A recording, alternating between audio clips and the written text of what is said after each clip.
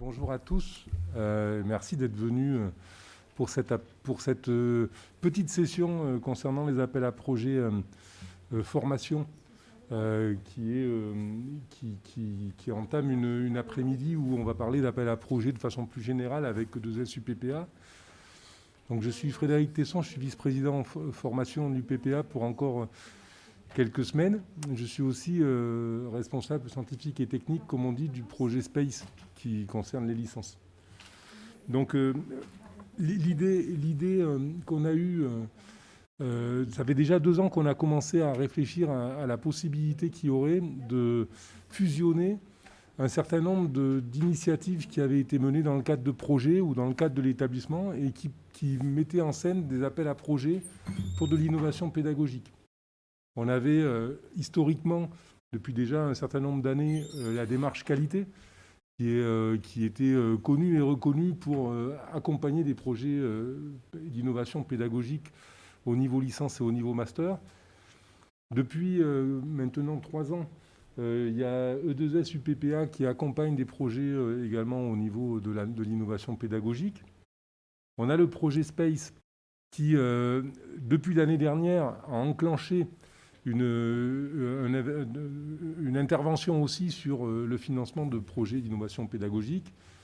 Et on a aussi Pyrène, qui est intégré aujourd'hui à E2S, qui également finance des projets d'innovation pédagogique, ou plutôt à destination de la pédagogie.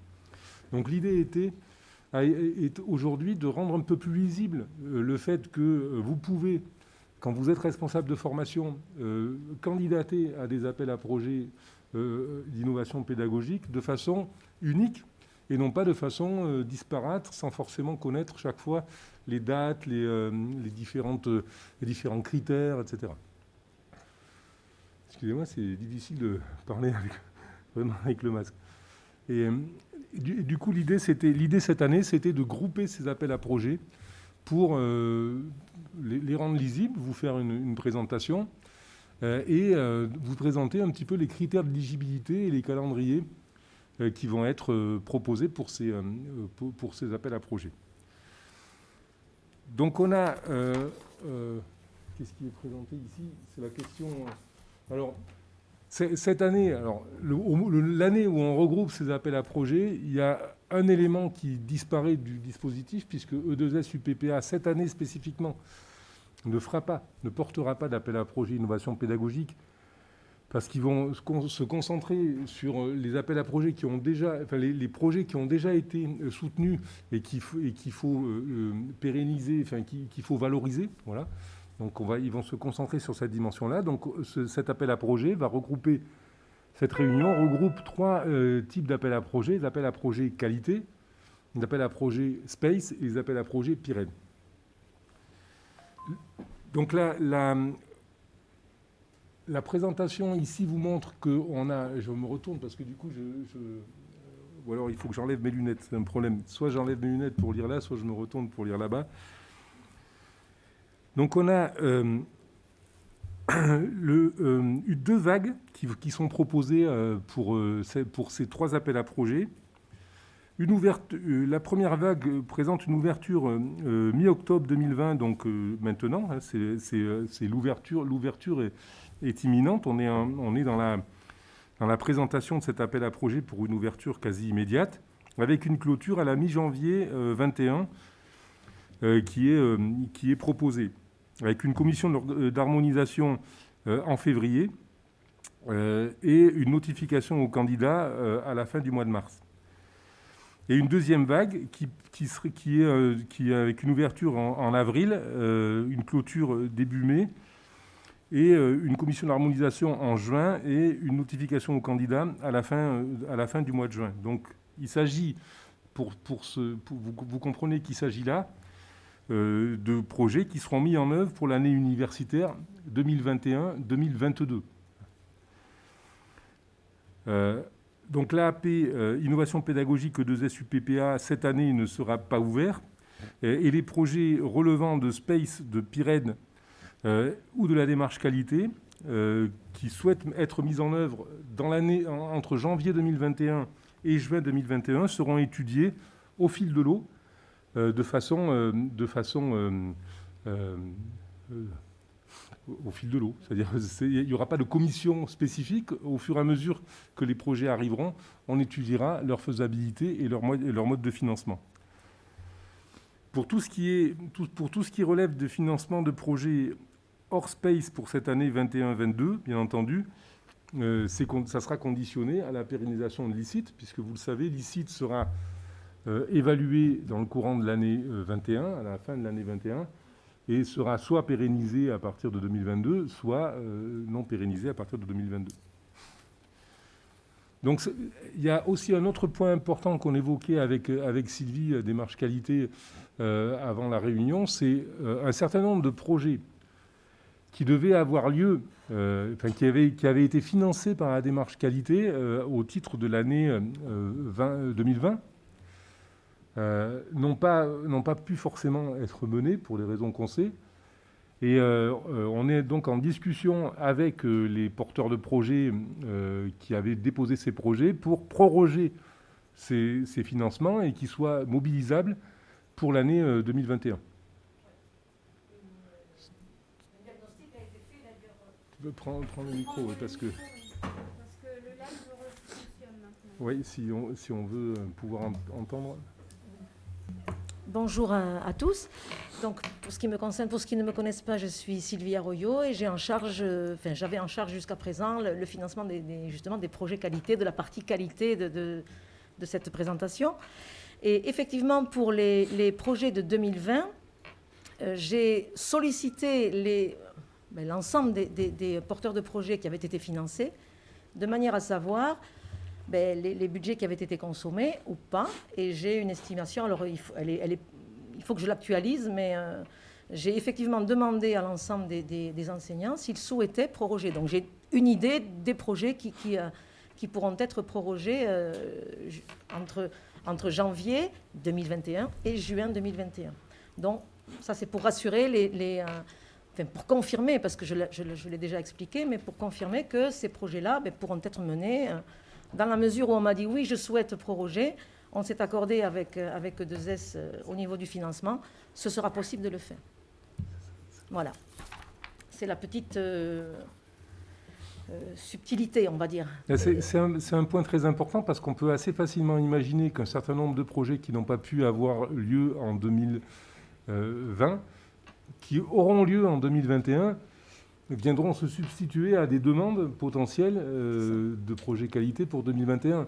Il y a un certain nombre de projets qui ne sont pas forcément des projets récurrents, mais qui concernent les mêmes promotions et qui ne pourront pas forcément se doubler en 2021. Donc le financement, et ça aussi c'est un point important, puisque vous le savez sans doute pour ceux qui ont porté des projets en 2020 sur la démarche qualité, le budget de la démarche qualité de 2020 était un budget E2S, UPPA, et non pas un budget établissement, ce qui fait que c'est quand même un petit peu plus souple pour nous dans le report de ces financements pour l'année 2021. Ce que je vous propose, c'est de passer peut-être au slide suivant pour vous montrer en fait la logique dans laquelle on fonctionne sur les trois types de projets qui sont proposés en termes de cahier des charges et de cahier des charges et de modalités d'attribution et de qui est concerné aussi et quel type de projet est concerné. C'est quelque chose qui me semble vraiment intéressant parce que du coup on a autour de la table trois partenaires quelque part, le Space, la qualité et E2S UPPA à travers Pyrène pour cette année. Et c'est un même guichet où on va déposer le projet et en fonction de la formation qui le dépose, il va être éligible et de son contenu, il va être éligible à l'un ou l'autre des appels à projets. C'est ça qui est intéressant dans cette logique-là. C'est quelque chose qu'on fait déjà sur les projets Jeunes 64 pour les associations étudiantes, où on a autour de la table un certain nombre de financeurs potentiels et les associations étudiantes déposent leurs projets et ils sont financés par l'intervenant qui est le plus pertinent pour le financer.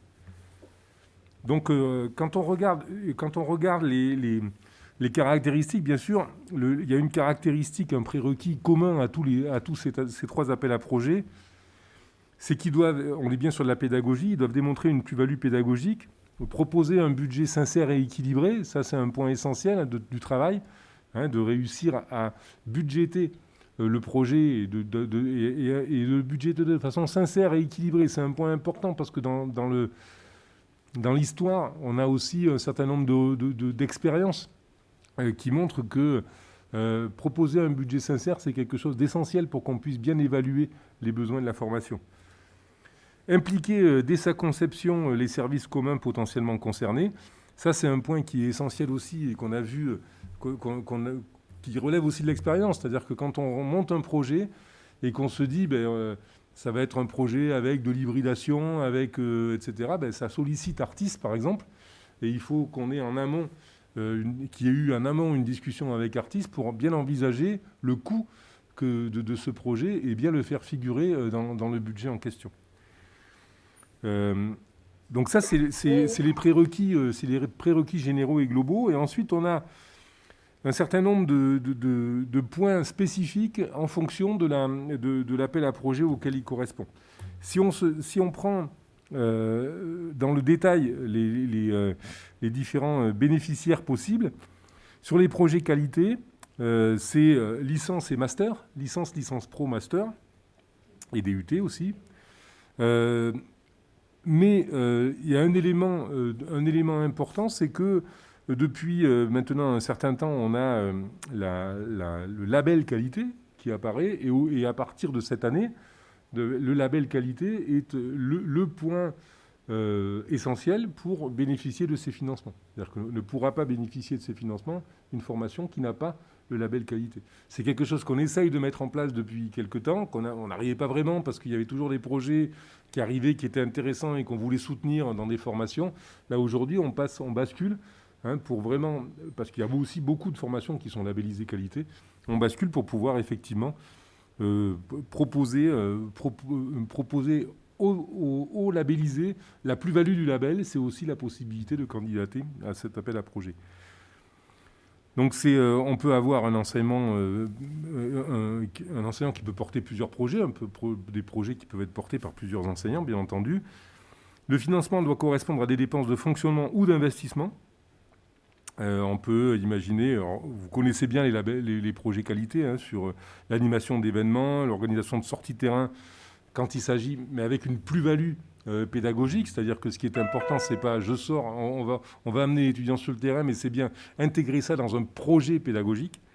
Et parfois aussi un petit peu d'investissement spécifique quand ils sont intégrés à des projets. C'est pas de l'investissement pour l'investissement, c'est un investissement intégré à des projets.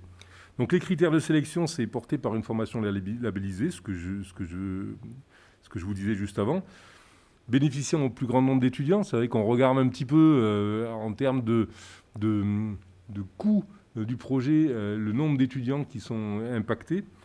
Caractère novateur ou original, on est dans des logiques d'innovation pédagogique, il faut faire en sorte que ça soit quelque chose d'un peu innovant et original. Et la nature des dépenses, plutôt du fonctionnement et plus ponctuellement des dépenses d'investissement. Le projet qualité, c'est des choses que vous connaissez bien, sur lesquelles vous êtes assez rodé finalement dans la formulation. Pour Space, c'est un tout petit peu plus récent, puisque Space n'intervient vraiment sur l'appel à projet que depuis l'année dernière. On n'avait pas forcément les budgets pour le faire au départ. On les a intégrés, on a demandé à l'ANR de modifier notre structure budgétaire pour pouvoir le faire depuis l'année dernière. Donc on est sur un AAP qui est à destination des licences, puisque le projet Space est un projet licence. Les financements doivent relever du fonctionnement, c'est-à-dire qu'on ne finance pas d'investissement et de ressources humaines, c'est exclusivement du fonctionnement. Le projet peut revêtir différentes formes et tous les domaines d'enseignement sont concernés. L'AAP est très ouvert. On valorisera tout de même les projets qui vont dans le sens de ce que cherche à faire Space en ce moment, et on vous présentera ça pour ceux qui le souhaitent, la semaine prochaine, et notamment la refonte des formations en mode compétences, qui va nécessiter peut-être un certain nombre qui peut faire émerger un certain nombre d'innovations pédagogiques et de projets pédagogiques innovants. Le projet est évalué en fonction de son originalité, des résultats attendus, du nombre d'étudiants potentiellement concernés et de sa capacité d'essaimage. Je rajouterai, parce que ce n'est pas marqué là, il est bien évident qu'on accompagnera les projets qui sont issus de licences, qui sont engagés dans le dispositif SPACE, c'est-à-dire des projets qui ont des directeurs d'études, qui ont un référent SPACE et qui sont lancés dans la procédure. Il ne reste plus beaucoup de formations qui sont en dehors de la procédure, mais on privilégiera bien entendu les formations qui sont engagées dans la procédure. Et le troisième appel à projet de Pyrène E2SUPPA, c'est un appel à projet qui est destiné aux formations qui développent des partenariats avec l'université espagnole transfrontalière. C'est aussi quelque chose qui est récurrent. Le Pyrène intervient depuis très longtemps dans cet accompagnement pédagogique avec les universités du Pays Basque, des universités publiques de Navarre ou l'université de Saragosse, avec des financements qui relèvent de dépenses de fonctionnement, avec des projets qui concernent la mobilité étudiante transfrontalière, la mobilité virtuelle, l'enseignement commun multipartite, des projets coopératifs transfrontaliers et le réseau transfrontalier. Donc chaque projet sera évalué, bien entendu, sur la réciprocité des échanges, l'implication du partenaire transfrontalier en question et sa capacité d'essaimage. À chaque fois, la capacité d'essaimage est soulignée, parce que l'idée est bien entendu de pouvoir déployer ces projets, de pouvoir en faire des politiques, au-delà du projet qui est un peu one-shot, c'est-à-dire il y a une formation qui fait un projet. L'idée à chaque fois, c'est d'essayer d'en tirer quelque chose pour en construire un dispositif qui rentrerait dans le droit commun quelque part.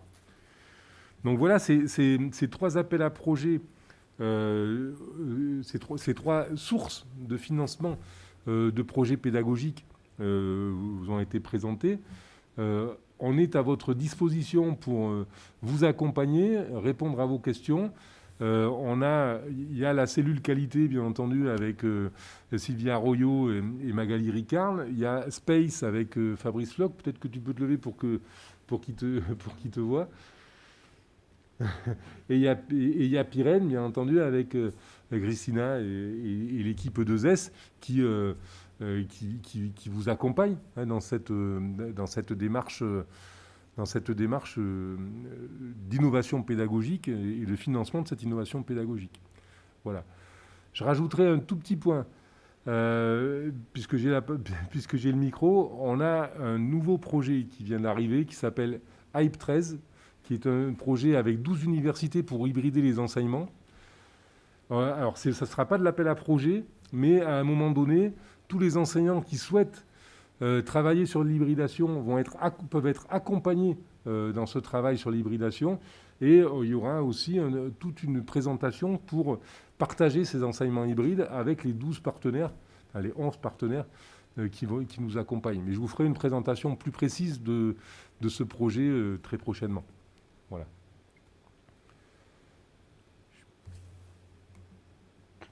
Je ne voudrais pas être trop long parce que je pense que c'est quand même pas forcément moi qu'on attend aujourd'hui sur ces appels à projet E2S, mais c'est un point. La dimension pédagogique est une dimension qui a été vraiment prise à bras le corps par E2S UPPA, qui a accompagné un grand nombre de projets d'innovation pédagogique pendant ces 3 premières années. Et je pense que c'est important d'avoir cette présentation dans le contexte de cet après-midi qui est consacré à ces appels à projets. Voilà. Donc je suis prêt à répondre à vos questions, bien entendu, si vous souhaitez m'en poser. Vous pouvez aussi me questionner directement par mail ou je suis à votre entière disposition.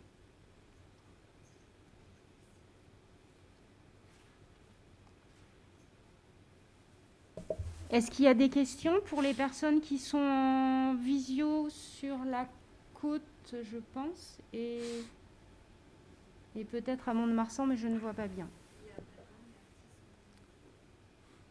Je vais réussir à avoir moins de questions que la ministre Madin.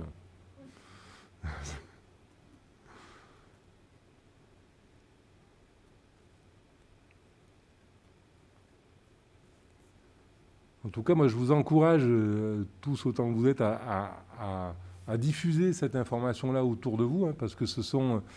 Bon, on a des formations qui, classiquement, interviennent et viennent chercher des moyens pour accompagner. Alors, il y a un point que je n'ai pas évoqué, quand même, qui est important dans la démarche, c'est que sur Space, l'année dernière, et ça sera le cas aussi vraisemblablement l'année prochaine, on est en capacité... de vous accompagner sur des cofinancements pour les appels à projets région et appels à projets collectivités, bien sûr sur l'innovation pédagogique et sur la partie fonctionnement. Je vous demande juste, quand on est dans cette dynamique-là, on est au fil de l'eau, hein, on est d'accord, c'est de prendre contact avec Space, avec l'équipe Space avant, au moment du montage du projet, pour voir comment on peut intervenir, sur quel poste et à quel niveau, pour éviter de se retrouver dans une situation un peu difficile où on voit arriver le projet avec marqué Space dedans, avec des financements dont on ne sait pas d'où ils sortent, et où on n'a pas forcément été intégré en amont à la démarche. Bon, ça part pas forcément d'un mauvais sentiment, hein, mais c'est quand même un point important de pouvoir discuter avec le porteur pour bien comprendre comment ce projet il vient s'intégrer dans la dynamique Space, parce que nous, derrière, on a des comptes à rendre à l'ANR. Et il faut qu'on soit en capacité de justifier la raison pour laquelle on est intervenu sur ce projet-là dans le cadre du projet global de Space.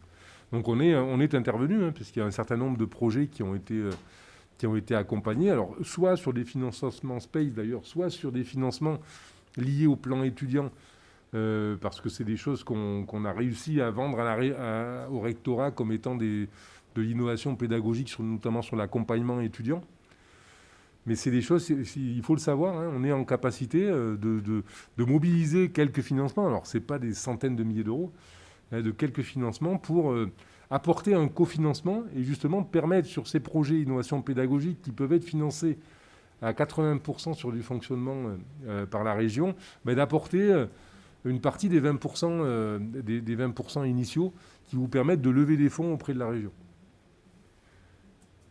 Et là, on est dans le pas de temps de l'appel à projet région, puisque c'est en général, les appels à projet région, c'est décembre, janvier, avec toute l'incertitude cette année, les élections qui font que c'est des choses qu'on passe en CFVU généralement au mois de décembre. Et cette année, le mois de décembre va être sans doute d'un point de vue électoral un peu compliqué. Mais c'est la deadline en général pour déposer ces projets, c'est mi-janvier. Donc il faudra qu'on cale un petit peu le calendrier avec celui de la région, mais on devrait pouvoir vous accompagner lorsque vous avez des projets sur l'innovation pédagogique que vous souhaitez déposer à la région.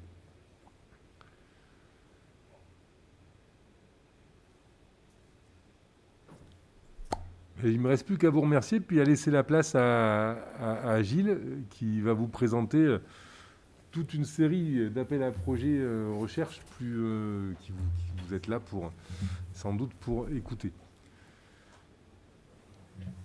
Bon, écoutez, moi je vous propose de commencer. J'allais dire, c'est peut-être la dernière fois qu'on se voit. Non, c'est probablement la dernière fois qu'on se voit avant l'évaluation de l'ICIT, puisque vous savez que E2S a été labellisé en février 2017 pour une période probatoire de 4 ans. Alors peut-être qu'avec le Covid, on va jouer les prolongations sur la période probatoire, mais normalement, dans un an à la même heure, nous serons soit sur le grill, soit au purgatoire, soit en enfer, soit au paradis, à choisir. Hein, alors attendez, excusez-moi.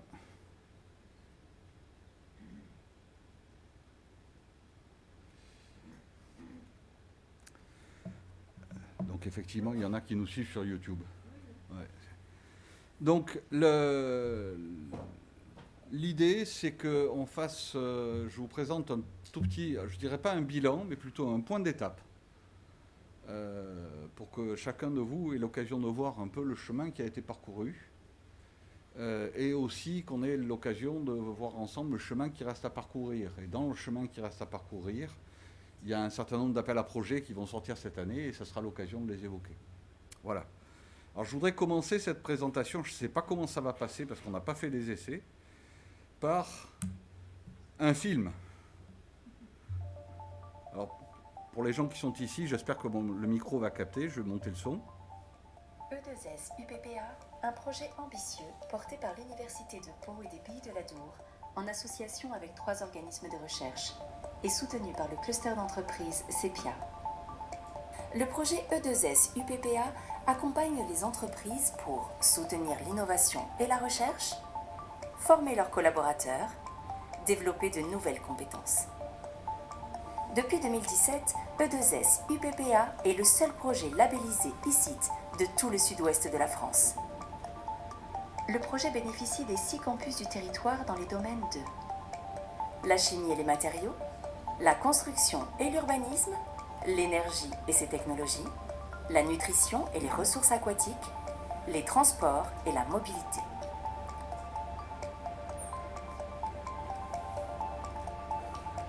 Des campus qui progressent vers l'excellence et l'internationalisation.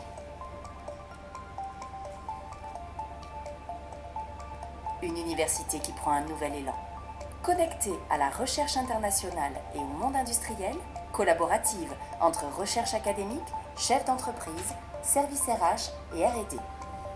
Créative en interconnectant des expertises pluridisciplinaires, collective pour créer des alliances stratégiques, contributive aux solutions du futur et au transfert de technologies, professionnelle pour travailler en toute confiance.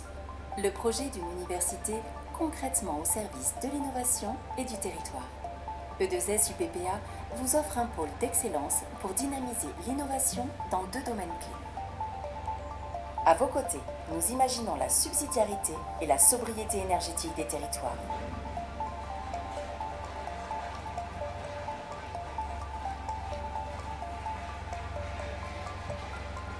Avec vous, nous imaginons des solutions capables de concilier innovation et environnement.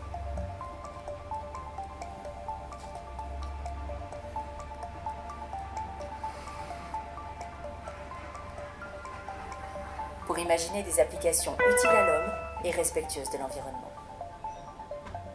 E2S UPPA s'appuie sur 90 partenariats de recherche, dont Manta Marine Materials. Le monde marin comme source d'inspiration. La chaire Manta Marine Materials développe de nouveaux biomatériaux à partir de coproduits de la pêche. L'idée est de s'inspirer de phénomènes naturels comme la protection solaire chez les poissons. TIN, la démarche scientifique au service de la transition énergétique dans les territoires. La chaire TIN s'attache à comprendre les freins et les leviers à la mise en œuvre d'une transition énergétique dans les territoires. Elle travaille notamment sur la manière dont les projets sont reçus par les populations et portés par les entreprises et les collectivités. Big Seas, quand le Big Data participe à l'écologie. Le défi scientifique Big Seas associe l'analyse des données et les statistiques pour prédire l'impact des changements climatiques sur l'environnement et les ressources naturelles du golfe de Gascogne. À E2S UPPA, nous pensons qu'imaginer des solutions pionnières, ça se fait avec les entreprises et les générations d'aujourd'hui. Envie de découvrir de nouvelles opportunités d'innovation pour votre organisation? Rencontrons-nous.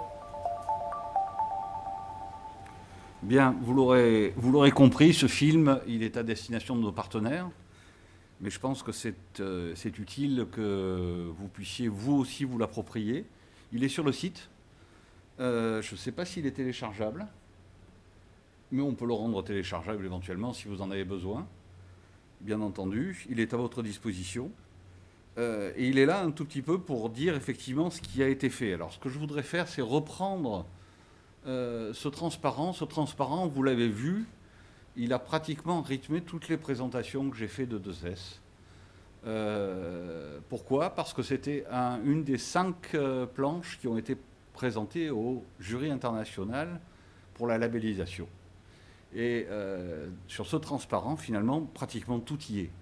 Tout y est, au moins de l'esprit. Qu'est-ce que c'est que 2S?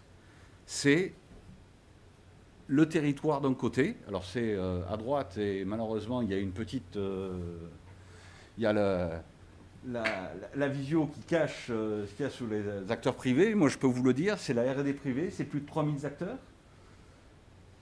Et d'un autre côté, il y a nous, le monde académique, les organismes, c'est à peu près 600 chercheurs. Et tout l'objectif de 2S, je l'ai déjà dit plusieurs fois, c'est de faire en sorte que ces 3000 d'un côté et 600 de l'autre, ça soit 1500 ensemble dans 10 ans. Ensemble, qu'est-ce que ça veut dire? Ça veut dire qu'on va travailler ensemble et qu'on travaille ensemble. Et ça se fait au travers de chaires, au travers de partenariats, au travers de laboratoires communs. On va partager ensemble. Partager, c'est par exemple partager nos plateaux techniques, partager nos équipements, et c'est tout l'objet du PPA Tech. Et on va décider ensemble. Décider ensemble, c'est ce que fait le comité exécutif, puisque dans ce comité exécutif, il y a à la fois les représentants du monde académique et les représentants de la R&D privée. Ce que je voudrais que tout le monde ait en tête, c'est que pour chaque aide qui est attribuée, chaque euro qui est attribué, chaque projet qui est labellisé, c'est une démarche que l'on fait, que l'on décide ensemble avec les partenaires du territoire. E2S, ce n'est pas l'ANR. C'est beaucoup, beaucoup plus que ça. Voilà. Alors, bien entendu, ça, c'est la vision à 10 ans, et il va falloir qu'on travaille dans notre dossier de fin de période probatoire pour dresser un bilan et se projeter pour les 6 années supplémentaires. Il y avait aussi des indicateurs et des caps à franchir pendant la période probatoire, et ça va être l'objet de cette présentation. Alors, une question qui nous est posée très souvent, et c'est une question importante, au moins, j'allais dire, vue de Paris, mais vous savez que vue de Paris, bon, ils sont parisiens, hein, ils ne sont pas palois, ni béarnais, ni basques, mais c'est la question de l'université cible. Que sommes-nous? Qui sommes-nous? Où voulons-nous aller? Que devient l'université? L'université cible de 2S, c'est d'abord une force académique. Et quand je dis force académique, je ne sous-entends pas uniquement en recherche, je dis force académique dans le domaine de la formation, dans le domaine de la recherche, dans le domaine de l'innovation. Et surtout, un consortium pluridisciplinaire. Je lis trop souvent que E2S est cantonné aux sciences et technologies, aux sciences et techniques même parfois, ce qui est, à mon avis, pas la bonne façon de voir les choses. Sciences et technologies, c'est mieux. La technologie, ce n'est pas quelque chose de sale, c'est quelque chose, au contraire, dont il faut se glorifier. Nous avons aussi avec nous des économistes, des juristes, des sociologues, des géographes. Nous avons aussi avec nous, bref, toute une panoplie de compétences. Et ce sont ces compétences-là qui sont au service de l'université cible.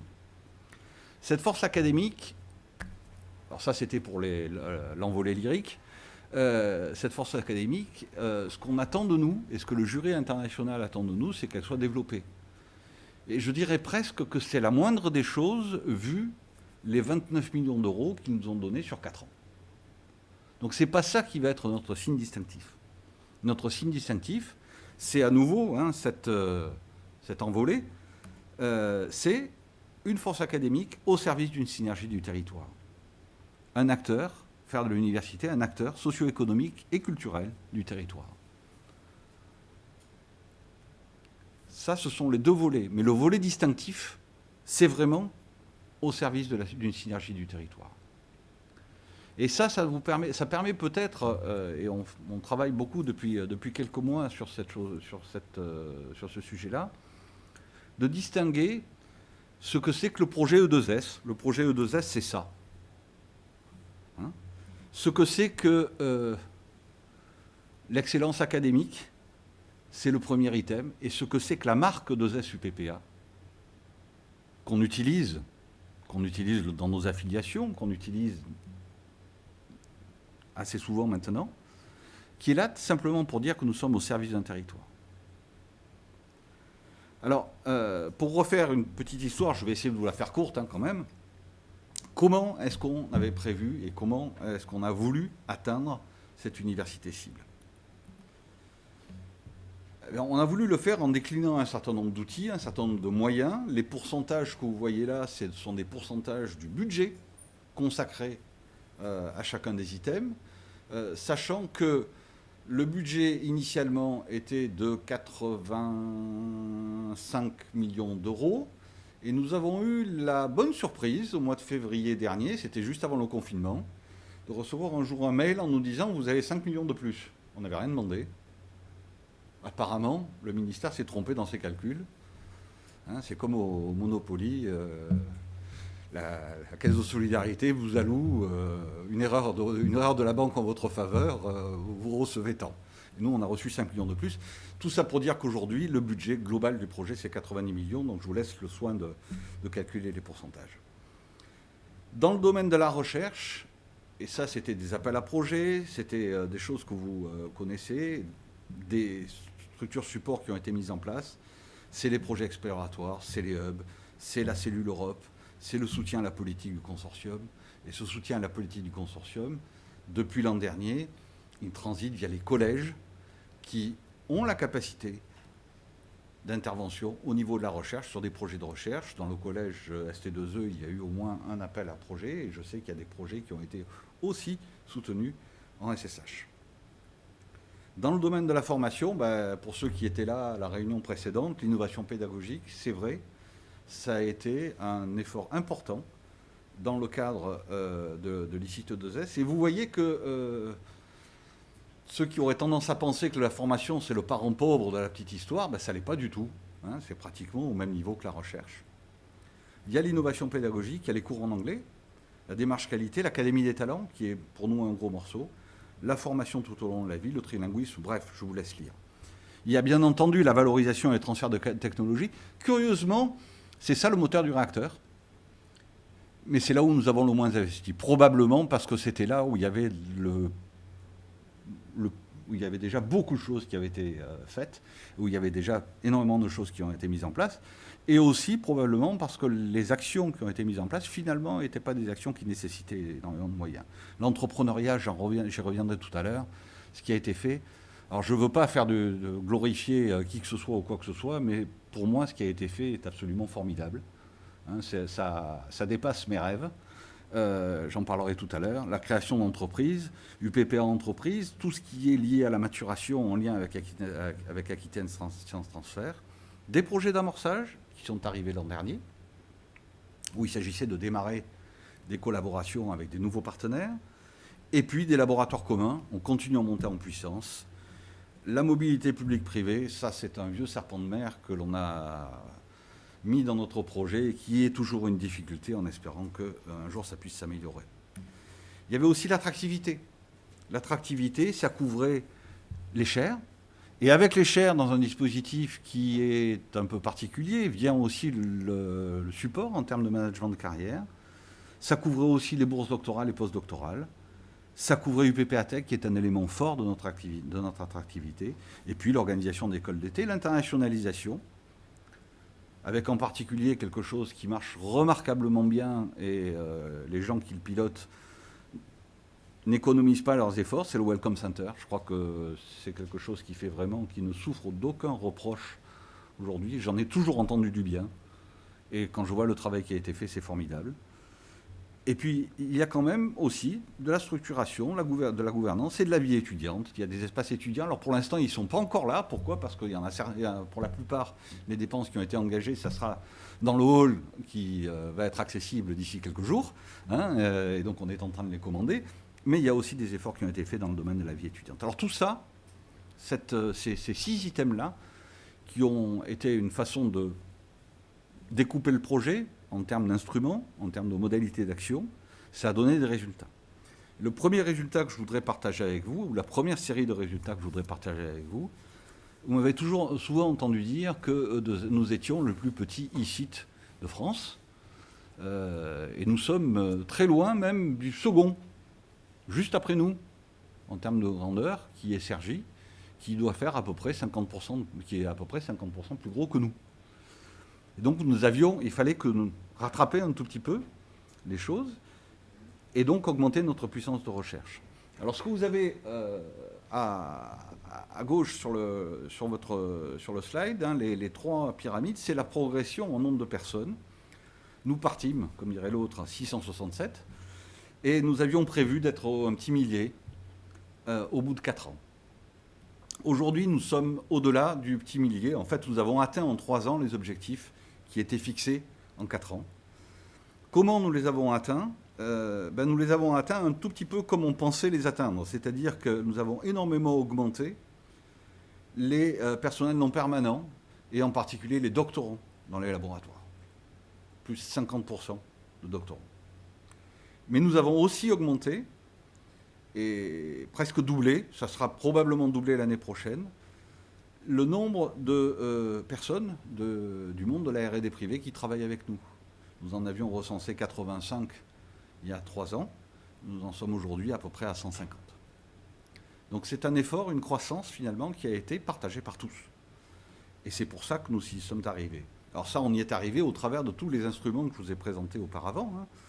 Les chaires qui représentent 4-5 personnes, les équipes projets qui représentent souvent une quinzaine de personnes, ça c'est les hubs, l'échange scientifique qui sont un peu plus petits. Bref, toute cette puissance-là a été mise au service de cette croissance et on commence à en voir arriver les fruits en termes de production scientifique. Enfin, notre production scientifique augmente en nombre. Je dirais enfin, puisque l'année 2019 a été la meilleure année, Isabelle, tu me corriges si je dis des bêtises, la meilleure année que nous ayons connue à l'université de Pau et des Pays de la Dour. Donc après une période de stagnation, voire une période de diminution légère, nous sommes repartis à la hausse. Alors ça, c'est un premier point. Ce que l'on regarde aussi, c'est les publications qui sont les plus importantes, celles qui sont parmi les plus citées, et là c'est multiplié par 4. Donc c'est bien. Ça vaut le coup de temps en temps d'entendre, j'espère que ça vous fait plaisir d'entendre de temps en temps que les choses vont bien de ce point de vue-là. Rassurez-vous, j'y mettrai un bémol après. Voilà. Au-delà de cette puissance de recherche, on a essayé d'accompagner son développement. Et dans l'accompagnement du développement, il y avait aussi, vous allez le voir, des restructurations. Le projet a été déposé avec l'IPREM, l'IPRA, MIRA et Passage, et PDP. Est venu nous rejoindre le laboratoire d'économie très rapidement, au bout d'1 an. Et aujourd'hui, tout cet ensemble en SHS est en train de fusionner dans le cadre d'une UMR pluridisciplinaire. Et ça, je crois qu'il faut que nous soyons tous conscients que ça a été possible, probablement parce qu'on était ici. Si on n'avait pas été ici, il est même certain que cette UMR n'aurait pas vu le jour. Ça a été possible parce qu'il y a eu une augmentation du périmètre, c'est plus 10%, c'est-à-dire que, alors que nous étions partis à peu près à 55-60% des enseignants-chercheurs de l'université qui sont dans le périmètre de 2S, aujourd'hui, c'est 10% de plus. On est plutôt autour de 65-70%. C'est en train de s'étendre dans tous les collèges. Le dernier étant le collège de Zeuilly, qui accueille aujourd'hui un challenge scientifique en termes de recherche. Donc je crois qu'il y a une dynamique des forces de recherche, et cette dynamique, elle est très sensible. Alors, les labos, vous avez tous été occupés avec l'HCERS, donc on n'a pas voulu trop vous embêter, rassurez-vous, on ne vous a pas oublié, on va vous embêter. Mais je crois que chacun d'entre vous a eu l'occasion, là je parle au directeur d'unité, en faisant son bilan, de constater qu'effectivement il y avait une marche qui avait été franchie. La dynamique, elle vient aussi des formations. 15 masters phares, il y en avait 12 quand on a commencé E2S. 14 en anglais, enfin 14 masters qui offrent des parcours intégralement en anglais. Il y en avait 2 en 2017. Tout ça, c'est grâce à vous. Mécaniquement, l'attractivité se traduit par une augmentation des effectifs en master. Et c'est aujourd'hui plus 12%. Et ça continue de s'accroître. À la rentrée, puisque ça c'est un chiffre 2019-2020, à la rentrée 2020-2021, c'est plus 100 élèves de master, globalement, je crois, sur l'établissement. Donc il va falloir rajouter à ces 12%. Mais surtout, ce que l'on a vu, c'est l'augmentation des élèves en master internationaux. Et ça, c'est la conséquence des parcours en anglais, et c'est la conséquence de tous les efforts qui ont été déployés, principalement par Ernesto Exposito et les relations internationales, pour rendre accessibles nos formations, rendre visibles nos formations, et faire en sorte que les élèves puissent nos futurs élèves puissent s'y inscrire. 89% d'augmentation des candidatures internationales en 2020. Je n'ai pas les chiffres des admissions. Ils sont vraisemblablement moins bons que cela, mais ça, c'est parce que le contexte aujourd'hui n'est pas vraiment un contexte de mobilité. Au plan des relations internationales, on avait structuré le dossier autour d'un certain nombre d'universités cibles. Ce que l'on a voulu faire, c'est restreindre le nombre d'universités cibles. Pourquoi le restreindre? C'est parce que nous sommes petits, nous avons des moyens, mais ils ne sont pas illimités. Et il était important qu'on puisse se focaliser sur un certain nombre d'universités cibles et atteindre les objectifs fixés, c'est-à-dire des accords cadres avec ces universités, mais des accords cadres qui ont du contenu mis en œuvre, qui débouchent sur des choses ensemble, et pas de belles déclarations en disant « oui, on va faire beaucoup de choses ensemble ». Chacun sait que ce genre de choses, ça se termine mal. Donc 5 universités cibles, 2 laboratoires internationaux, et ces 2 laboratoires internationaux sont d'ailleurs dans les universités cibles. Hein. C'est l'un et dans l'autre. Alors 2 plus, parce qu'il y en a d'autres à venir. 6 chaires internationales, on avait prévu d'en faire 4.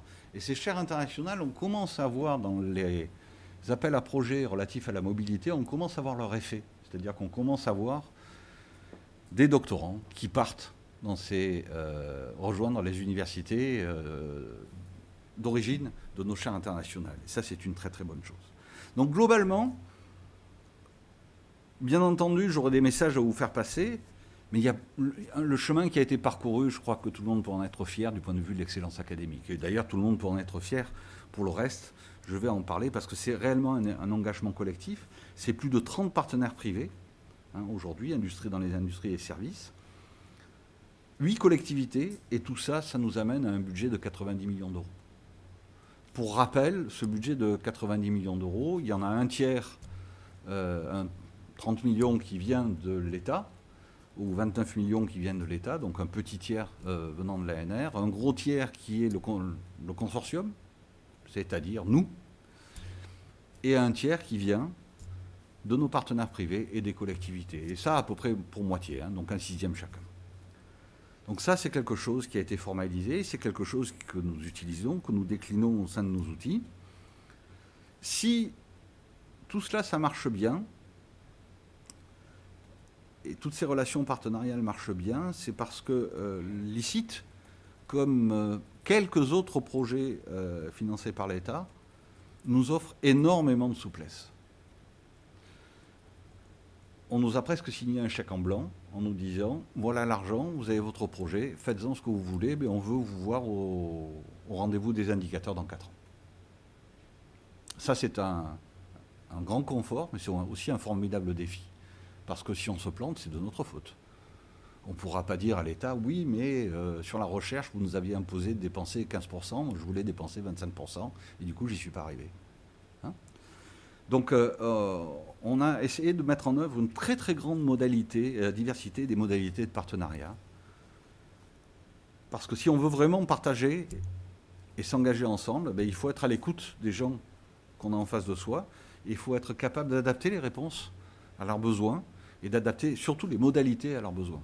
À chaque fois que je rencontrais nos partenaires historiques au début du projet, je commençais par leur dire « Dites-nous donc ce dont vous avez besoin, ensuite on verra ensemble comment on peut le faire, mais notre imagination n'a pas de limite. » Et généralement, ça a marché.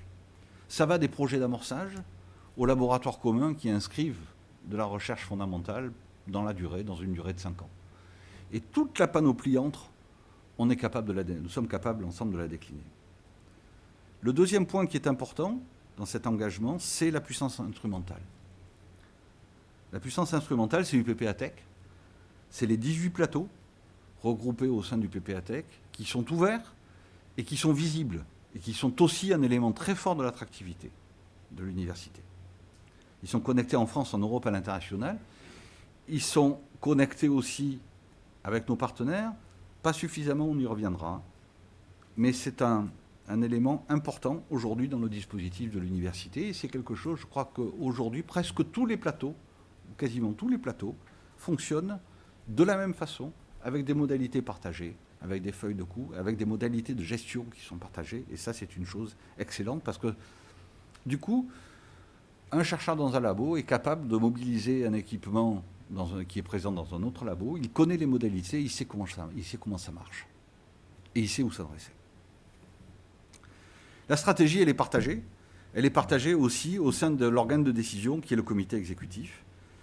C'est lui, par exemple, qui prend les décisions finales d'investissement, en particulier l'investissement pour l'instrumentation, hein, et puis les équipes projets.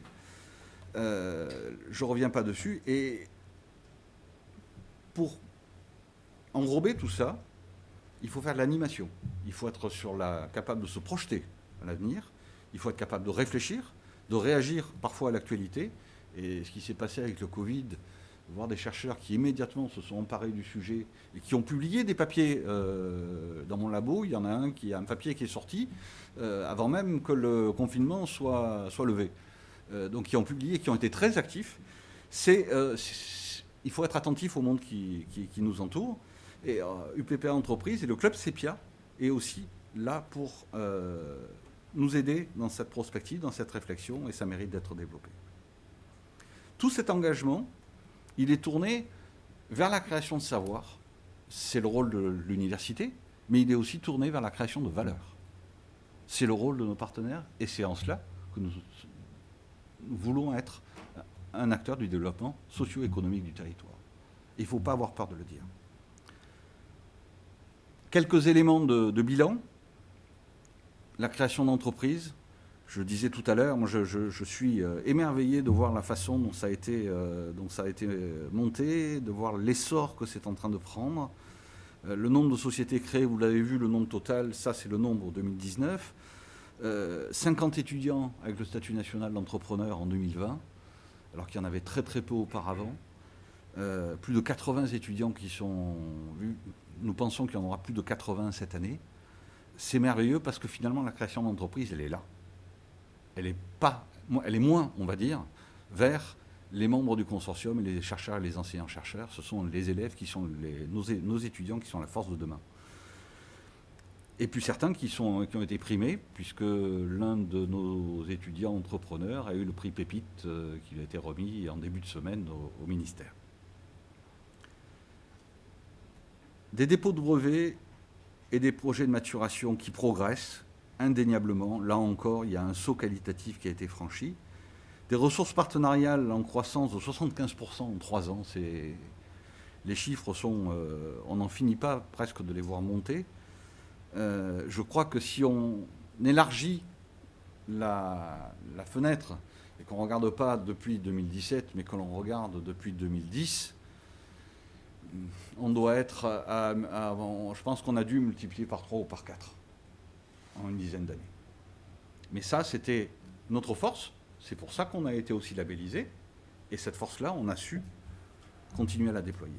Des laboratoires communs avec l'industrie, on a créé 3. Et puis on a aussi des accords cadres avec des entreprises, accords cadres ou avec des technopoles, accords cadres dont il va falloir vraiment donner du corps maintenant. Encore plus de corps. Donc globalement, le bilan est positif. Le bilan est positif, et je ne peux pas quand même vous laisser quitter cette salle en me disant « Bon, ben, c'est super, maintenant on part tous en vacances, ça tombe bien, on va être confinés, on va tous s'installer sur nos terrasses respectives et on ne fait plus rien. » Ça, c'est absolument hors de question. Il reste des choses à faire. Il reste des choses à faire parce qu'il faut terminer le job. Et j'ai essayé de les mettre sur le papier, au moins sur les transparents. La première des choses à faire, et j'y reviens, c'est qu'il faut continuer à faire progresser l'impact de nos recherches. En quantité, et c'est probablement ça le plus facile parce que mécaniquement, tous les projets qui ont été mis en place vont produire des résultats, mais aussi en qualité. Alors, je ne suis pas en train de dire que la recherche qui est faite à l'UPPA n'est pas une recherche de qualité. Je ne suis pas en train de dire que vous êtes, vous chercheurs tous, en train de faire des choses qui sont d'un niveau moyen. Pas du tout. Simplement, nous sommes baignés par un environnement qui est trop souvent l'environnement que nous avions avant d'être reconnus comme ICIT. C'est-à-dire que finalement, on est bien là où on a plus de moyens, on est encore mieux, on est encore plus confortable, mais on n'éprouve pas le besoin de faire partager nos travaux dans des revues encore meilleures. On n'éprouve pas le besoin de se challenger soi-même en disant « Tiens, ce résultat, c'est une première, je vais essayer de le publier dans les meilleurs journaux. » Bref, il faut qu'on prenne parfois de nouvelles habitudes. Et de nouvelles habitudes, cette nouvelle habitude, c'est de ne pas regarder l'horizon, mais de regarder le ciel, regarder plus haut. Ça, c'est pas facile, parce que c'est une remise en question de chacun à tout moment. Mais c'est quelque chose qu'il va falloir qu'on fasse. Il faut que l'on ait une production scientifique qui est à la hauteur et qui reflète la réalité de ce que nous faisons, tout simplement. Il ne s'agit pas de dire on va essayer de faire mieux, mais il s'agit de dire on va faire mieux apprécier ce qu'on sait aujourd'hui faire mieux. Ce qui n'est pas tout à fait la même chose. Le deuxième item, c'est consolider l'ouverture nationale, européenne et internationale du PPA-Tech. J'ai dit que c'était connecté. Ces connexions, il faut les structurer. Il y en a certaines qui sont déjà structurées. Il y a une chose qui est beaucoup moins structurée, c'est l'ouverture du PPA-Tech vers nos partenaires. La mise en commun de notre puissance instrumentale avec nos partenaires sur le territoire. Ça, c'est pas facile. C'est pas facile, mais je crois que il faut impérativement que l'on y arrive. Ça va demander des efforts, ça demande du temps, mais je pense que le jury international ne comprendrait pas, par exemple, qu'il y ait deux équipements similaires, l'un chez un partenaire industriel, l'autre à l'université, et qui soient tous les deux utilisés à 50% de leur temps. La logique du PPA-Tech, c'est qu'il n'y ait qu'un seul équipement qui soit utilisé à 50% du temps par le partenaire, à 50% du temps par l'université. Quand c'est 50-50, ça peut être 10-90, dans l'ordre que vous voulez, la question n'est pas là.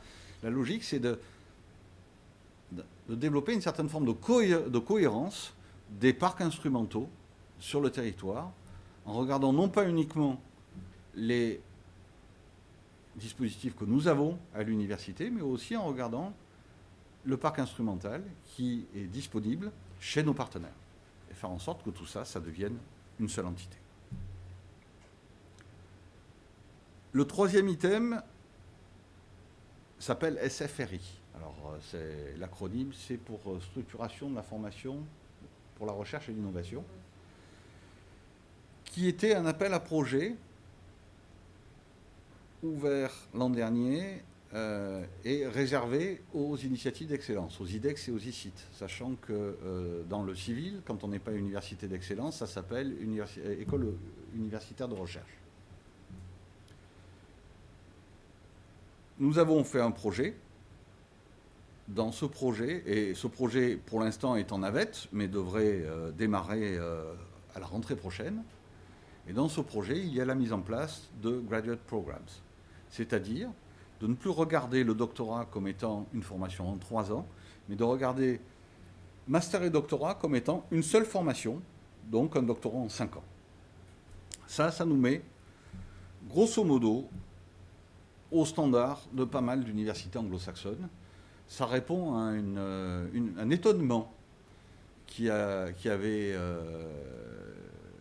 eu un des membres du conseil scientifique externe de 2S quand on lui présentait nos masters et quand on parlait de modalités de recrutement.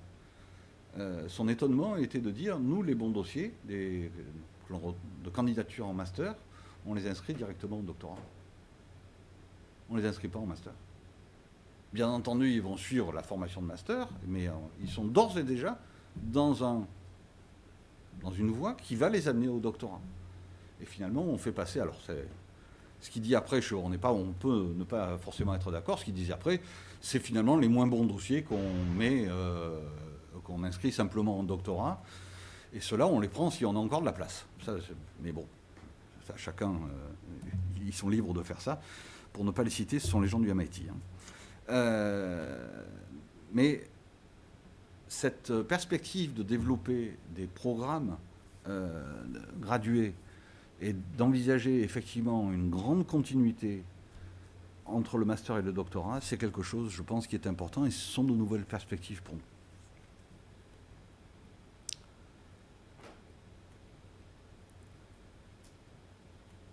Quatrième chose à faire, concrétiser nos relations internationales en direction des universités cibles. Quand je dis concrétiser, c'est que les accords, il faut les signer et puis il faut les mettre en œuvre. Et ça, c'est la raison pour laquelle nous sommes focalisés autour de 5 universités cibles en nous disant, bon ben voilà, au mois de mars 2021, c'est presque demain, il faut que nous en ayons signé 2 ou 3. Aujourd'hui, on est à 2, on est à 1, 2, voilà. Donc on travaille à faire en sorte qu'il y en ait au moins 3 au mois de mars 2021.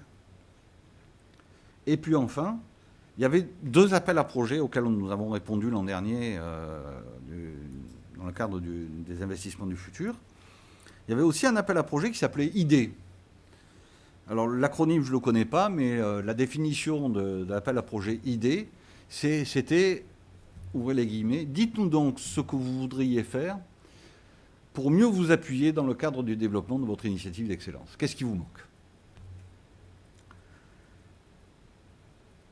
Nous avons répondu par le projet de création d'un campus d'innovation, c'est-à-dire un campus où se mélangent l'université, la création d'entreprises, les start-up, les entreprises, les laboratoires communs, les démonstrateurs, l'innovation, le transfert, bref, un lieu qui soit un peu l'emblème de ce que nous voulons développer dans le cadre du projet E2S. Là encore, le projet est en navette, il devrait démarrer. Alors tout ça, ces 2 projets SFRI comme idée, c'est des projets qui sont bien entendu financés. Il y avait des règles. La règle, c'était que le financement ne pouvait pas être à plus de 10% de la dotation de l'ICIT. Donc pour nous, c'est 700 000 euros par an, puisque la dotation aujourd'hui était de 6 millions, mais elle est passée à 7 millions avec la rallonge qu'on a eue. 700 000 euros par an pendant 10 ans, ou pendant 8 ans, je ne me souviens plus, bref. C'est bien entendu, s'accompagnent, ces deux projets-là s'accompagnent de moyens qui ne sont donnés que si nous serons confirmés. Je précise. Voilà, 5 choses à faire. Et tout ça, je n'ai pas pu m'empêcher de le mettre sur fond de crise sanitaire. Parce que ça nous empêche, ça va freiner la mobilité, ça va freiner l'internationalisation, ça va freiner la signature de nos accords avec les universités cibles. Bref, ça va freiner le recrutement. Je passe là-dessus, vous savez très bien ce dont je parle. Voilà. Un petit point financier pour en terminer avec le bilan. Donc, 89 millions, vous avez le chiffre exact, hein, 89 965 000, c'est à l'euro près. Je laisse Emmanuel confirmer que c'est bien 367 et pas 368 euros. Bref, ça je suis sûr que c'est exact. Des engagements exécutés aujourd'hui, 54 millions, auxquels s'ajoutent 34 millions. Et si vous faites la somme, vous voyez qu'on est à 89 238 573, 238 573. Bref, on a tout dépensé, à 600 000 euros près. Alors quand je dis qu'on a tout dépensé, c'est-à-dire on a tenu compte, ce sont des engagements, donc on a bien entendu, toutes les opérations qui ont été validées sont financées, même si elles sont des opérations pluriannuelles, ça va de soi. Mais on a quasiment tout dépensé. C'était aussi une volonté de ma part. De ma vie, je n'ai jamais rendu un centime à l'ANR sur un projet. Et ce n'est pas aujourd'hui que ça va commencer. C'est hors de question. C'est un principe. Hein. Si maintenant je regarde les dépenses effectives, aujourd'hui, là, cette fois-ci, sur les 29 millions de l'ANR, moins les frais généraux de 8%, nous en sommes à peu près, en octobre 2020, à 16 millions. Donc évidemment, il y a des engagements qui ont été pris, mais tout n'a pas été dépensé instantanément, et c'est normal, là encore pour des projets pluriannuels. On s'attend tout de même à avoir aux alentours de 30 millions de dépenses en fin 2021. Fin 2021, c'est la fin de la convention. Sachant que l'année 2021, telle qu'elle a été imaginée par l'ANR et par les investissements du futur, c'est une année au cours de laquelle on ne peut pas faire grand-chose. Pourquoi ? Parce que nous allons devoir faire le bilan à la fin de l'hiver, au mois de mars. Et soumettre ce bilan à l'ANR au printemps. Donc, de fait, on ne peut plus engager, au titre de la Convention, passer le mois de mars, ça va être très difficile d'engager de nouvelles opérations au titre de la Convention. Alors ça, c'est une difficulté pour nous, et je pense d'ailleurs pour toutes les initiatives d'excellence, parce que, très honnêtement, on a impulsé une dynamique. Faire une pause pendant 1 an, moi je ne suis pas d'accord. Je ne sais pas vous, mais moi je ne suis pas d'accord. Donc nécessairement, il va falloir qu'on prenne des risques. Et le risque qu'on va prendre, c'est qu'on va être confirmé. Et donc on va faire un peu plus. On va dépenser un peu plus, pas beaucoup plus, mais on va dépenser quand même un peu plus, parce que, encore une fois, il est important de conserver quelques fondamentaux dans les appels à projets, de façon à garder le rythme, à faire en sorte que chacun d'entre nous garde le rythme en termes d'innovation pédagogique, en termes de projets de recherche, en termes de projets de valorisation. Garder ce rythme-là pendant l'année 2021. Donc 2021, ça sera une année qui va être consacrée finalement à concrétiser un certain nombre d'actions qui ont déjà été entreprises. Je parlais de l'ouverture des accords, de l'ouverture du PPA-Tech à nos partenaires privés. Je parlais de l'international. Concrétiser un certain nombre de projets qui sont déjà dans les tuyaux, de projets de chaire qui ont déjà été actés par le comité exécutif, dans leurs principes, donc pour lesquels nous sommes en train de faire des recrutements. Et puis garder un certain nombre de fondamentaux, parce qu'il faut encore une fois conserver une dynamique. Alors là, vous avez la liste finalement des appels à projets pour ceux qui étaient là à 13h30, donc qui n'étaient pas là à 13h30. Il y aura des projets d'innovation pédagogique. Les projets d'innovation pédagogique, cette année, c'est plutôt NCU Space qui va les opérer. J'imagine qu'à un certain moment, nous y participerons en termes de moyens mis en œuvre, mais du coup, ce n'est pas nous qui allons opérer les choses. De la même façon, l'UPPA a été lauréate d'un projet européen CoFund. C'est toi, Gilles, qui le coordonne. Là encore, il y a des bourses de thèse, des projets doctoraux qui seront financés. Ces projets doctorants seront cofinancés sur le budget de 2S, mais c'est le projet CoFund qui, lui, va lancer ces projets doctoraux. Ce qui fait que nous, cette année, nous n'allons pas en lancer. Ça ne veut pas dire qu'il n'y en aura pas, mais ce n'est pas nous qui allons opérer cet appel à projet. La seule chose que nous avons voulu continuer à garder en termes de projets doctoraux, c'est les projets cofinancés. Nous garderons la mobilité. Il est important de conserver la dynamique en termes de transfert de technologie et de création d'entreprises. Et puis il y a un point que nous voulions aussi préserver, c'est l'Académie des talents. Pensez aux étudiants. C'est un élément important pour nous d'attractivité, et puis je pense que c'est un élément qui est aussi important, certes pour un trop petit nombre d'étudiants à l'université. Cette année, c'était à peu près 80 lauréats de l'Académie des talents. Mais au moins déjà pour ces 80-là, c'est un dispositif qui les aide énormément. Alors ce que je vous propose, c'est de détailler ces appels à projets, je vais peut-être pas le faire seul. Puisqu'il y a des chargés de mission qui s'occupent de ça. Donc je vais leur demander d'intervenir en commençant par le co-funding. Qui est le... C'est toi? Oui, parce qu'il faut parler dans le micro.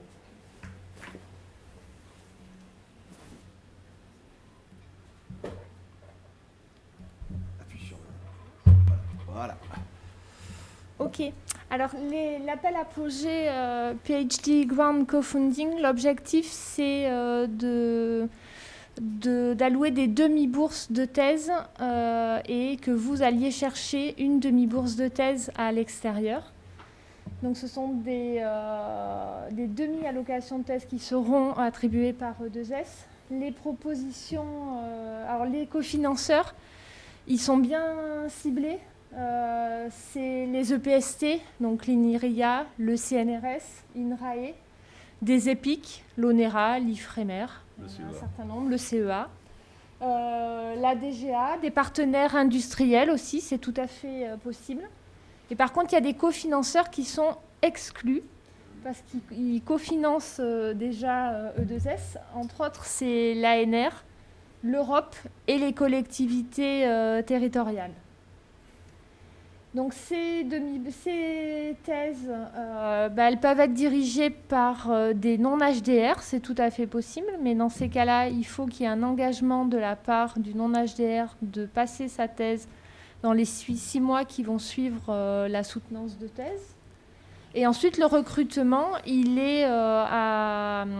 c'est le directeur de thèse qui va se charger du recrutement du doctorant, en suivant bien évidemment les consignes qui sont données par les écoles doctorales.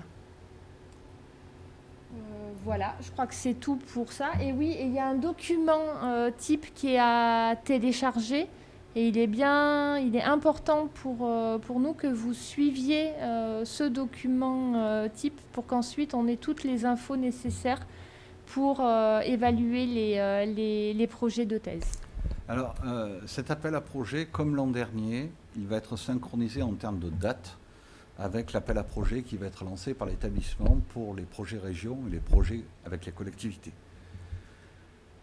Je dis bien synchronisé en termes de date. Donc, il va être aussi synchronisé en termes de réception, de transmission des dossiers. Mais faites attention. Ce qui est demandé dans chacun des dossiers, ce qui est demandé par la région, ce n'est pas la même chose que ce qui est demandé par une collectivité locale, par la CCLO, et ce n'est pas la même chose que ce qui est demandé par notre appel à projet. Donc à vous de choisir, au porteur de projet, de choisir auprès de qui il va envoyer son projet et de remplir le dossier en conséquence. Voilà. Ça, c'est très important. Donc ça va arriver dans le courant d'ici la fin du mois d'octobre. L'appel va être ouvert. Merci Sandrine. On passe à la mobilité, Ania ?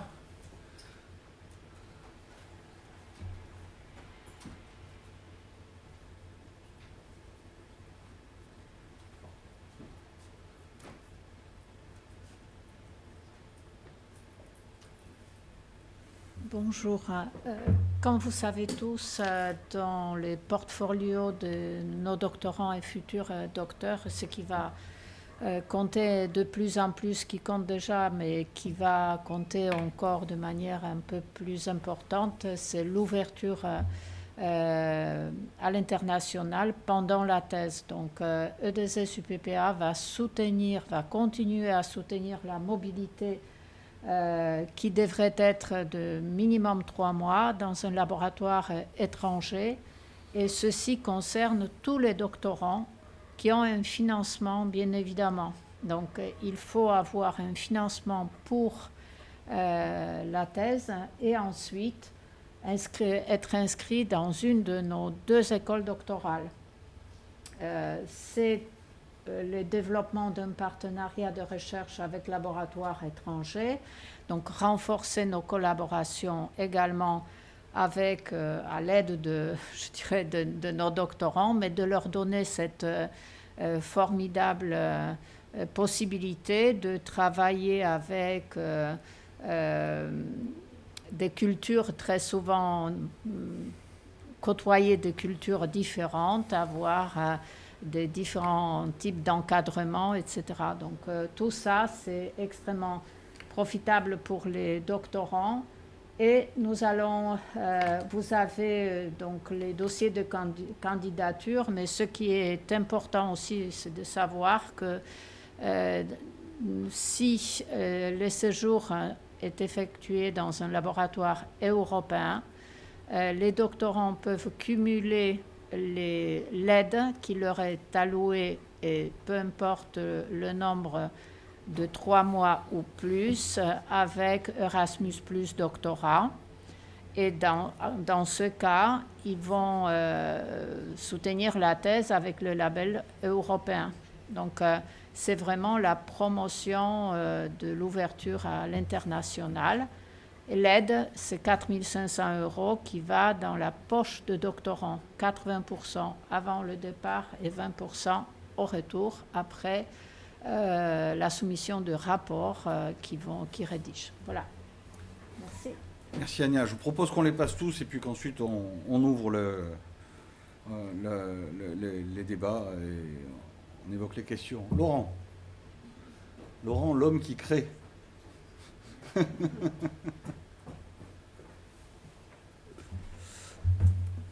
Donc, bonjour à toutes et à tous.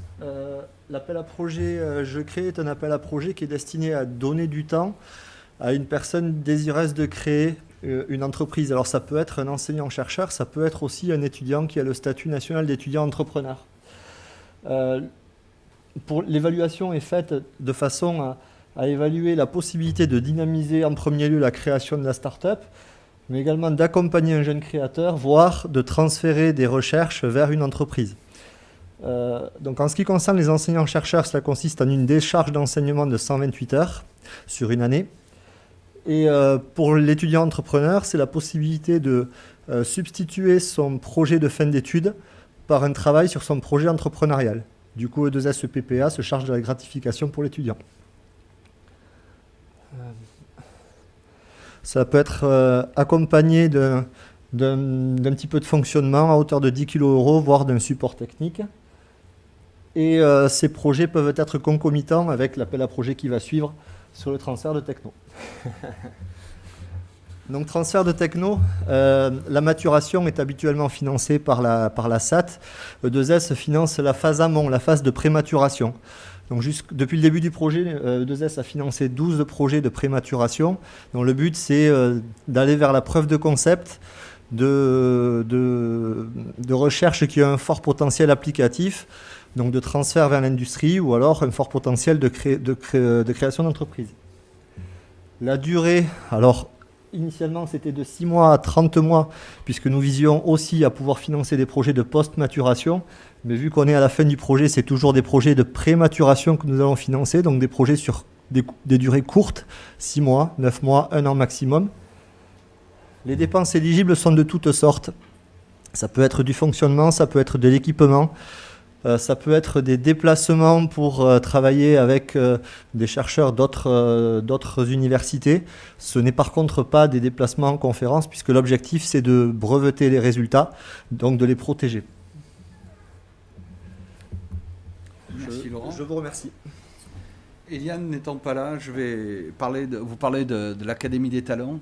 Donc, pour rappel, l'Académie des talents, ce sont des bourses qui s'adressent à des étudiants, ce sont des bourses au mérite, des étudiants qui sont en L3, M1 et M2. Ces bourses permettent, dans la pratique, de couvrir la quasi-intégralité des frais de vie de l'étudiant. L'appel à projet, l'appel à candidature, pour nous, se fait en 2 phases. Une première phase qui se fait via les responsables de formation, de master, les 15 masters dont je vous ai parlé tout à l'heure. Chaque responsable a un volant de bourse qu'il peut de lui-même allouer. C'est-à-dire qu'il va se justifier a posteriori devant le jury de l'Académie des talents. mais la décision appartient aux responsables de la formation. Sur cette première phase, ce qui est visé, c'est le recrutement à l'international. Et c'est pour ça qu'on veut que les circuits soient les plus courts possibles, parce qu'il faut qu'un responsable de formation soit en capacité très rapidement, lorsqu'il est saisi d'une candidature par un excellent étudiant, de lui dire « Ok, vous êtes admis, vous avez la bourse ».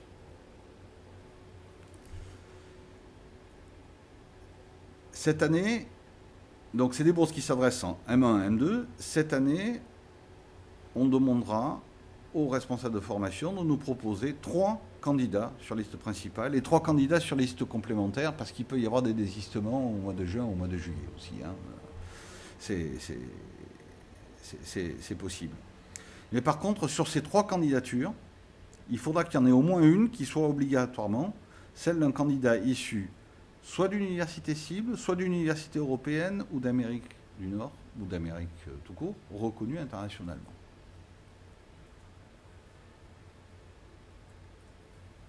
Ça, c'est la première phase, et elle va se dérouler, elle va débuter en même temps que les phases de recrutement des masters, c'est-à-dire, ça va débuter dans les 15 jours, 3 semaines qui viennent. La phase 2, elle, est plus là pour attirer, mais aussi maintenir des gens qui sont chez nous. Les critères sont les mêmes, simplement le calendrier est différent, et surtout, dans cette phase-là, ce sont les étudiants eux-mêmes qui candidatent. Ce ne sont pas et qui candidatent sur une plateforme. Ce n'est pas fait dans une discussion avec le responsable de formation. C'est-à-dire que là, avec le responsable de formation, c'est lui la seule personne, entre guillemets, bien entendu, il peut se faire aider, c'est lui la seule personne qui va nous proposer un classement. Ça va être sa décision, et la décision de la formation, alors que là, c'est la décision d'une commission ad hoc qui est composée de représentants de 2S, de l'UPPA, du CEPIA et de représentants des collectivités qui aussi financent cette opération. Donc là, on s'attend à voir, comme chaque année, et on souhaite les voir, des étudiants en licence, en L3, donc qui sont cette année universitaires en L2, hein, des étudiants en M1 et en M2. Et si je peux faire une petite aparté, personnellement, je trouve qu'il n'y a pas assez d'étudiants de licence dans l'Académie des talents. Alors, c'est pas parce que c'est eux qui coûtent le moins cher, hein, parce que la bourse en licence, c'est 6 000 € par an, mais c'est parce que je trouve que le signal qu'on envoie n'est pas un signal mobilisateur pour les jeunes qui sont déjà chez nous, pour les jeunes qui sont, la plupart du temps, du territoire. Il faut aussi les faire participer à notre aventure. C'est important. Voilà. Donc là, l'appel à projet sera ouvert, comme d'habitude, en janvier, et puis une clôture au mois d'avril pour des réponses généralement aux alentours du mois de mai. Voilà pour l'Académie des talents. J'en ai terminé avec les slides que je voulais vous passer. Simplement, si je peux faire une petite aparté en guise de conclusion, vous savez que ce matin, nous avons eu la visite de la ministre. Alors, je ne vous dirai pas, et j'ai eu l'occasion de présenter l'ICIT, je ne vous dirai pas ce qu'elle m'a dit de l'ICIT. Enfin, si je peux vous le dire, c'est que tout va bien. Et pour elle, c'est un projet qui se déroule parfaitement bien. Simplement, je voudrais il y avait avec la ministre, le président du CNRS et le président d'INRAE, 2 de nos partenaires dans le consortium. Hein, le message qu'ils m'ont fait passer, en regardant les résultats, ils m'ont dit qu'il fallait arrêter d'être modeste. Ils m'ont dit qu'il fallait être fier de ce qu'on avait fait. Alors certes, il y a encore des choses à faire. Et il faut prendre les choses à faire très très au sérieux, parce que ça participera de la confirmation ou pas de l'ICIT. Mais je crois que c'est bon de temps en temps de faire passer le message que nous sommes embarqués dans un bateau qui finalement, c'est pas le Titanic, hein.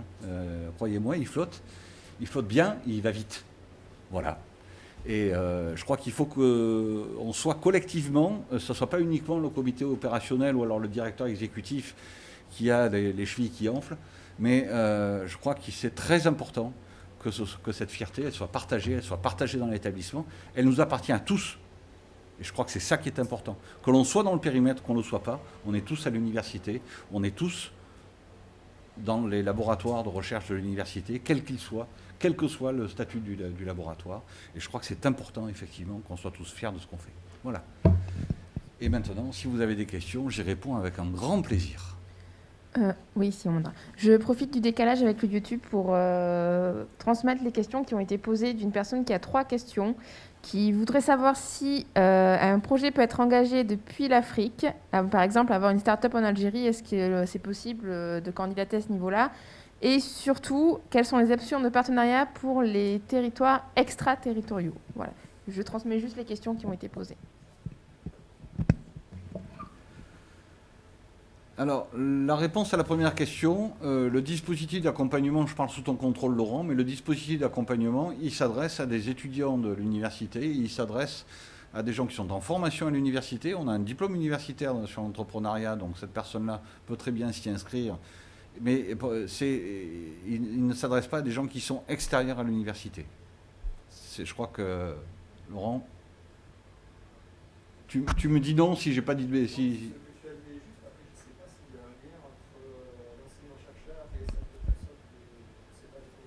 voilà, mais globalement, ça s'adresse à une personne qui soit est inscrite en tant qu'étudiant à l'université, éventuellement dans le cadre d'un diplôme universitaire d'entrepreneuriat, donc pas nécessairement dans le cadre d'une formation licence, master ou doctorat, et puis ça s'adresse au personnel de l'université au sens large. La deuxième question, les partenaires de 2S sont des partenaires du territoire, mais il y a beaucoup de partenaires qui sont extraterritoriaux. Il y a certains partenaires qui sont internationaux. Donc là, de ce point de vue-là, l'ouverture est la plus grande possible. Voilà.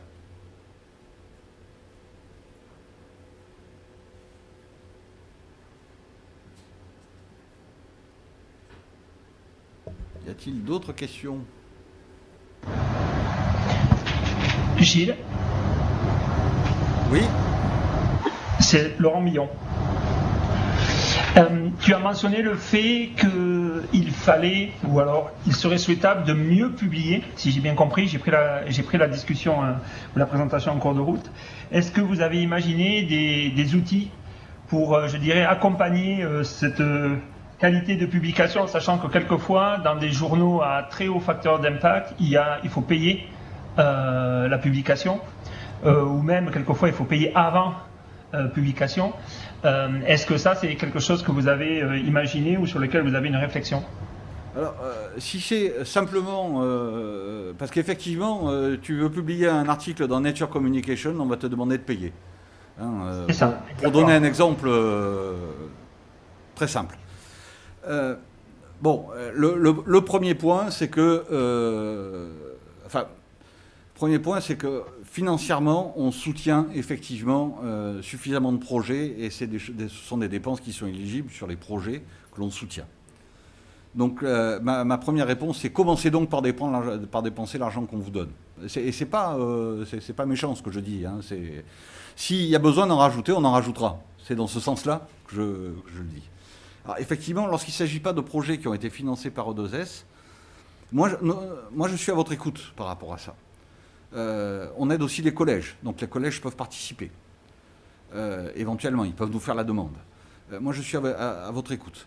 Je n'ai pas les moyens, enfin, je ne sais pas comment forcer quelqu'un à publier dans un journal, s'il n'en a pas envie. Je ne sais pas comment forcer quelqu'un à publier un excellent résultat dans un très bon journal s'il n'en a pas envie. Par contre, s'il vient nous voir et s'il nous demande à l'accompagner, là, on saura faire. Voilà. Donc, je te renvoie un peu la balle en disant on est à l'écoute de ces besoins-là. On a une écoute qui est mesurée parce qu'elle est aussi, on regarde aussi ce que l'on finance et on ne voudrait pas financer les choses plusieurs fois, mais on est à l'écoute et on est ouvert, bien entendu. Non, j'étais plus sur des projets qui ne sont pas financés à l'heure actuelle par E2S, qui ne sont pas dans le cas de E2S. Tout à fait. Et là, pourquoi pas? Personnellement, ça ne me poserait pas de problème. Voilà. Merci. Mais généralement, l'expérience m'a montré, et j'ai eu cette expérience dans l'équipe de recherche à laquelle j'appartiens, que la question du financement arrive à la fin, quand l'article est déjà écrit, au moment d'appuyer sur le bouton pour le soumettre. Donc, Exactement. Non, on a déjà franchi pas mal d'étapes. Hein, Oui. Voilà. Non, je pense qu'on a eu une expérience un peu similaire en tant que responsable d'équipe ou directeur adjoint d'institut.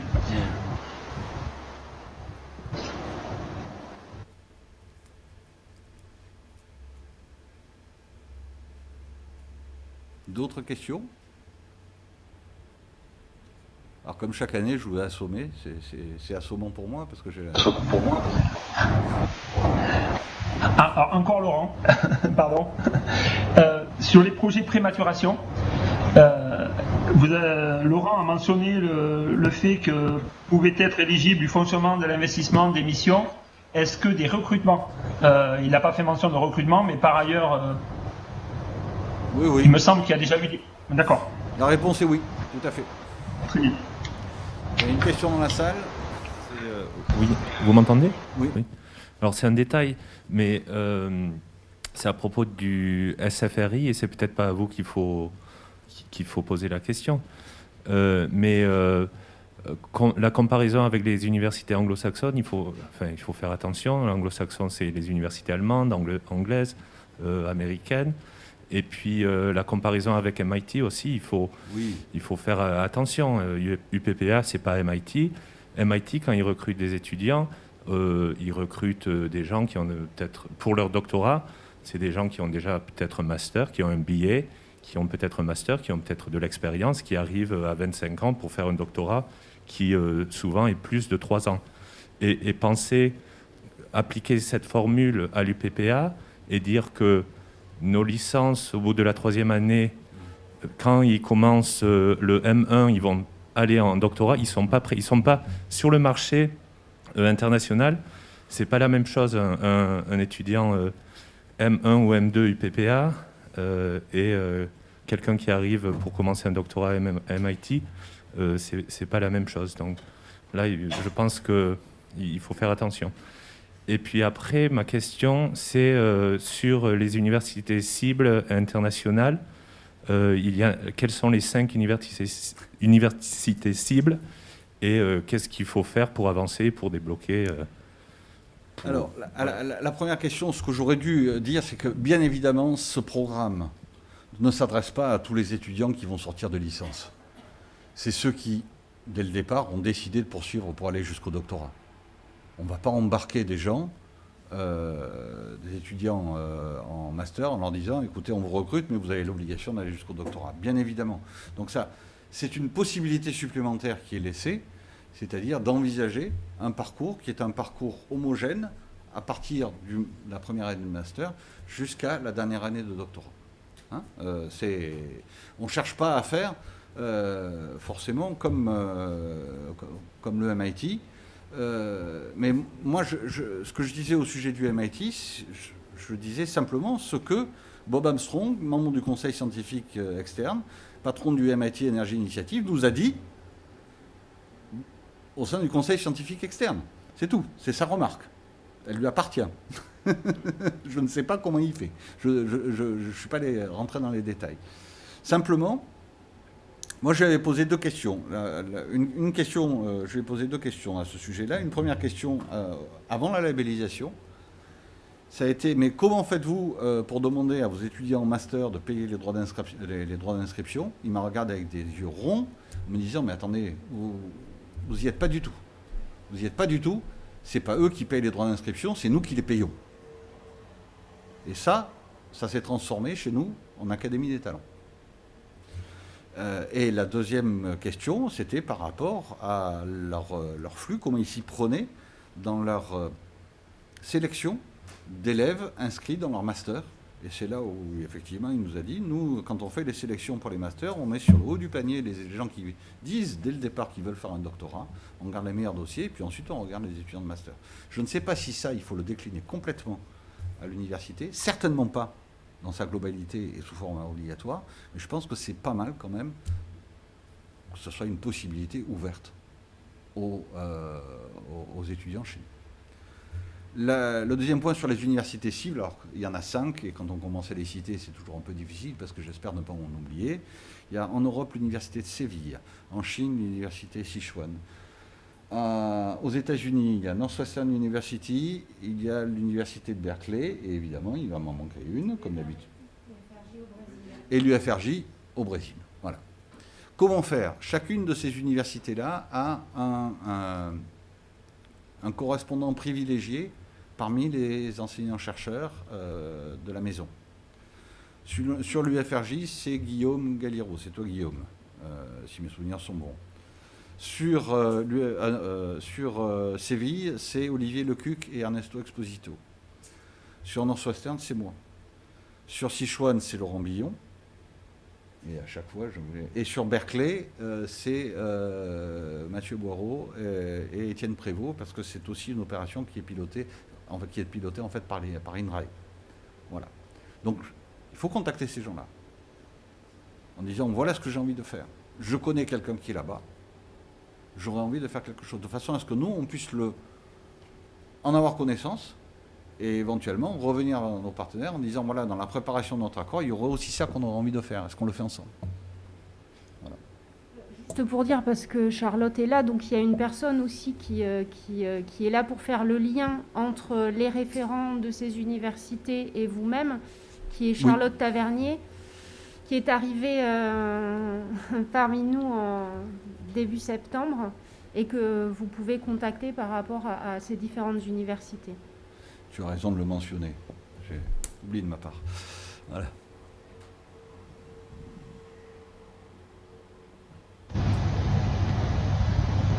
Gilles? Oui. Toujours. C'est toujours Laurent. Justement, par rapport aux universités cibles, est-ce que les universités cibles peuvent participer à l'appel co-funding? C'est-à-dire, est-ce qu'on peut imaginer un montage financier avec un demi-financement venant d'une université cible et un demi-financement venant de E2S? Ce que j'avais annoncé l'an dernier s'agissant des universités cibles est toujours valable. C'est open bar. Okay. Je continue à le dire. Alors c'est devenu à la mode, quelqu'un m'a copié depuis, mais c'est open bar. On peut envisager toutes les modalités que l'on souhaite. Et... Bien entendu, il faut que l'étudiant soit inscrit dans une école, dans notre école doctorale aussi. Hein. Il ne s'agit pas d'aller... Mais pour répondre aussi à Laurent Billon, ça peut aussi se faire via le co-funding, puisqu'on oui, a déjà eu le cas. Hein. Tout à fait. Merci. Donc dès que l'on parle d'université cible, il n'y a pas de dispositif à l'intérieur de 2S qui est interdit. Au contraire, ils sont tous autorisés et tous accessibles. Et les moyens sont là. Pardon Emmanuel.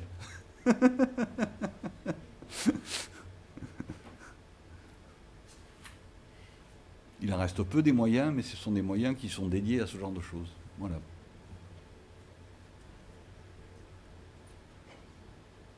Bon bah écoutez, il n'y a pas de questions sur le chat, sur Laureline.